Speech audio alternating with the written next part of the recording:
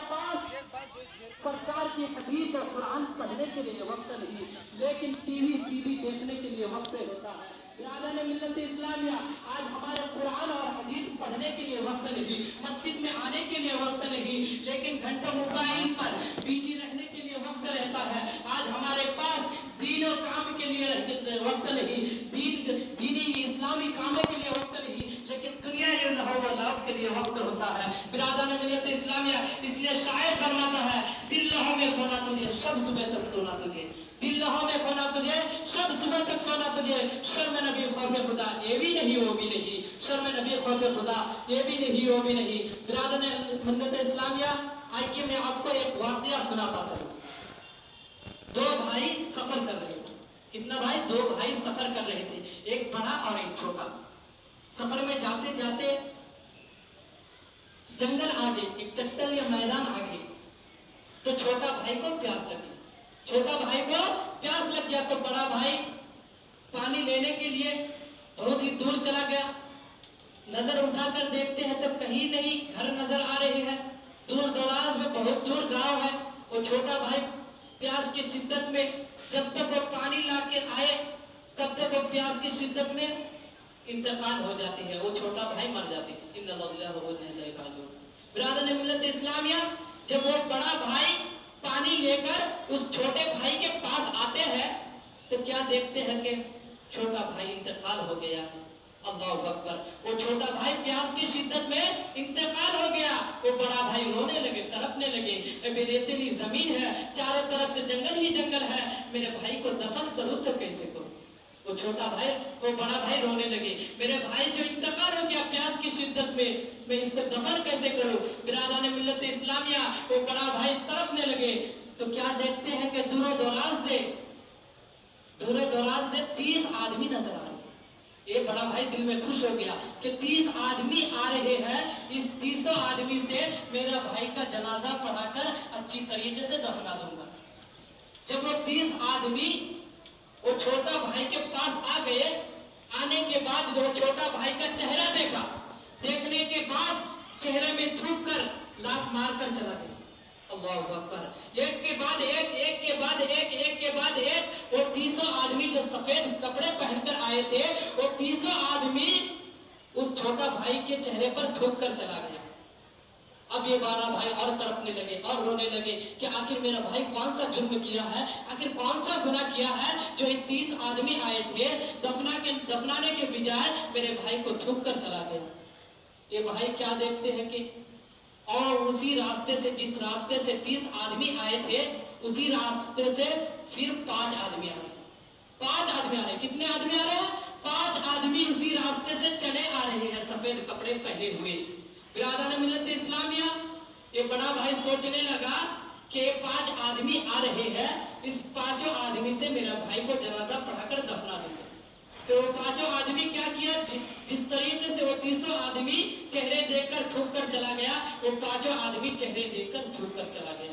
یہ بڑا بھائی اور رونے لگے اور تڑپنے لگے، آخر میرا بھائی کون سا گناہ کیا ہے جو کوئی دفنانے کے لیے تیار ہی نہیں۔ برادران ملت اسلامیہ، اور کیا دیکھتے ہیں کہ اسی راستے سے، جس راستے سے 30 آدمی آئے تھے، اس کے بعد 5 آدمی آئے تھے، اسی راستے سے پھر 2 آدمی آئے۔ کتنے آدمی؟ 2 آدمی اسی راستے سے چلے آ رہے ہیں۔ یہ بڑا بھائی سوچنے لگے اب تو کیسے ہو، لڑ کے ہو، جھگڑ کے ہو، میں اپنے بھائی کو دفنا دوں گا جنازہ پڑھا کے۔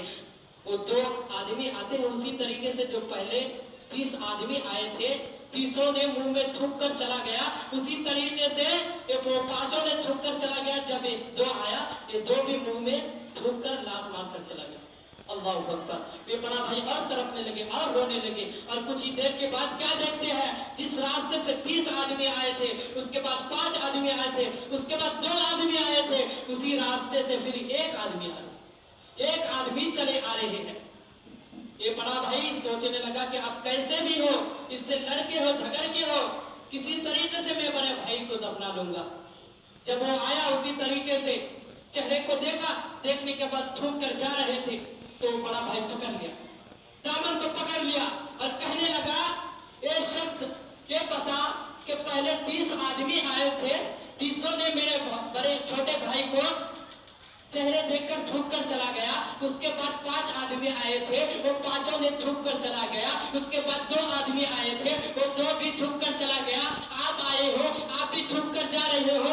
आखिर मेरा भाई कौन सा जुर्म किया, आखिर मेरा भाई कौन सा गुनाह किया?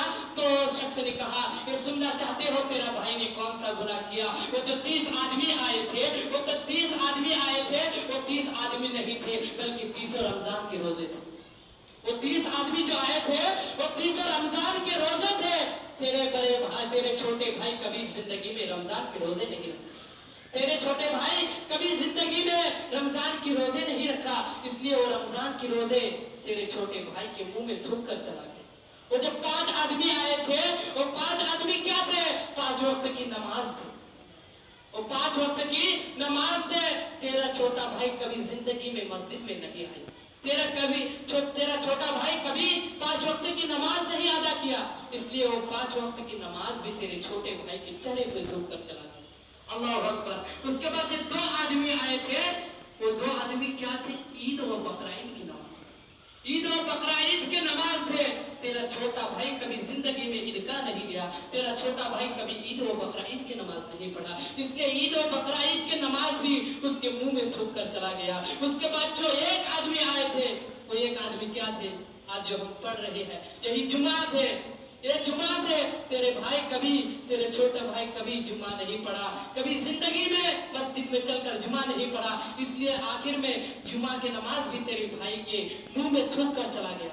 बिरादर मिल्लत इस्लामिया, तो नमाज नहीं पढ़ने से क्या होते हैं? रोजा भी थूक कर चला गया। उसके बाद 5 वक्त की नमाज भी थूक कर चला गया। उसके बाद ईद और बकरीद के नमाज भी थूक कर चला गया। उसके बाद जुमा की नमाज भी थूक कर चला गया। तो बिरादर मिल्लत इस्लामिया, तो हमें देखिए, जो नमाज नहीं पढ़ता है वो दुनिया में जिल्लत हो गया, दुनिया में रुसवाई छा गया। बिरादर मिल्लत इस्लामिया, और आखिर में उसका क्या होगा? आखिरत में उसका क्या होगा? आइए मैं आपको बताता चलो।